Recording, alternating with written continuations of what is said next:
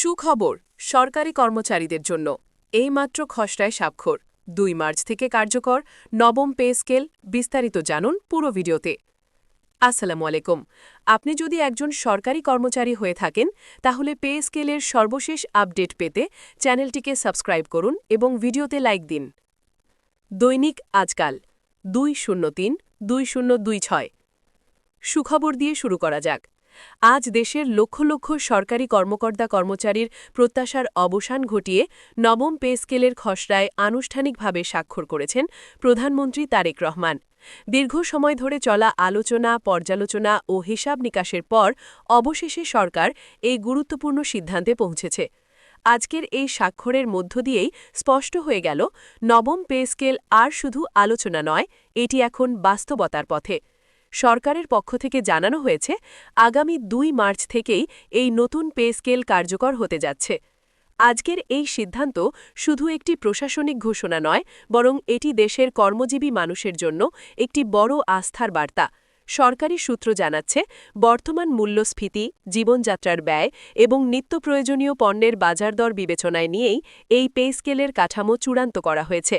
নতুন খসড়ায় বেতন কাঠামোকে আরও বাস্তবসম্মত ও সময়োপযোগী করার চেষ্টা করা হয়েছে, যাতে একজন কর্মচারী তার মাসিক আয়ে পরিবার নিয়ে সম্মানজনক জীবনযাপন করতে পারেন। নতুন পে স্কেলের খসড়া তৈরির পেছনে কাজ করেছে একাধিক বিশেষজ্ঞ কমিটি। অর্থনীতি, প্রশাসন ও জনকল্যাণ এই ৩টি বিষয়কে সামনে রেখে সুপারিশগুলো তৈরি করা হয়। আজ প্রধানমন্ত্রীর স্বাক্ষরের মাধ্যমে সেই সুপারিশগুলো নীতিগত অনুমোদন পেল। সংশ্লিষ্ট মহলের মতে, এই পে স্কেল বাস্তবায়নের ফলে শুধু সরকারি কর্মচারীরাই নয়, বরং সামগ্রিক অর্থনীতিতেও একটি ইতিবাচক প্রভাব পড়বে বলে জানা যাচ্ছে। সবচেয়ে গুরুত্বপূর্ণ বিষয় হল, ২ মার্চ থেকে কার্যকর হওয়ার অর্থ হচ্ছে নতুন বেতন কাঠামোর সুবিধা দ্রুতই হাতে পেতে যাচ্ছেন কর্মচারীরা। বকেয়া, গ্রেড ভিত্তিক সমন্বয় এবং অন্যান্য আর্থিক সুবিধা কিভাবে দেওয়া হবে সে বিষয়ে শীঘ্রই বিস্তারিত প্রজ্ঞাপন জারি করা হবে বলে জানানো হয়েছে।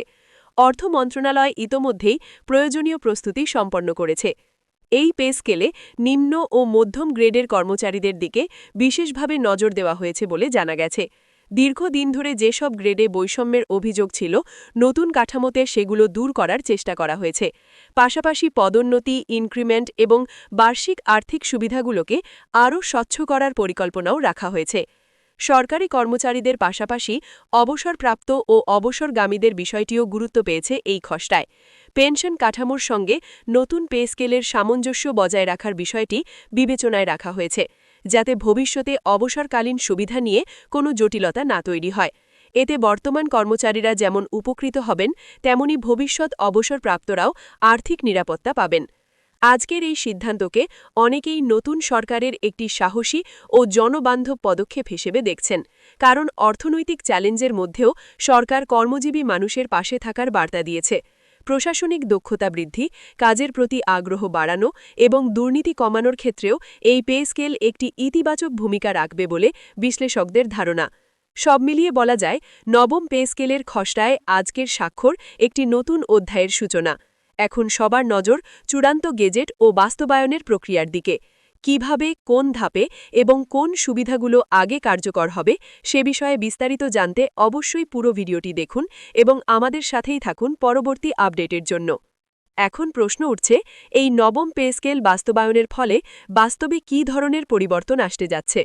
সংশ্লিষ্ট সূত্রগুলো জানাচ্ছে, নতুন কাঠামো অনুযায়ী বেতন নির্ধারণ হলে কর্মচারীদের মাসিক আয়ে একটি সুস্পষ্ট ইতিবাচক পার্থক্য দেখা যাবে। বিশেষ করে যেসব কর্মচারী দীর্ঘদিন ধরে একই গ্রেডে কাজ করছেন, তাদের জন্য এই পে স্কেল কিছুটা স্বস্তি নিয়ে আসবে। এতে কর্মক্ষেত্রে মনোবল বাড়বে এবং কাজের গতি ও দায়িত্ববোধ আরও শক্তিশালী হবে বলে আশা করা হচ্ছে।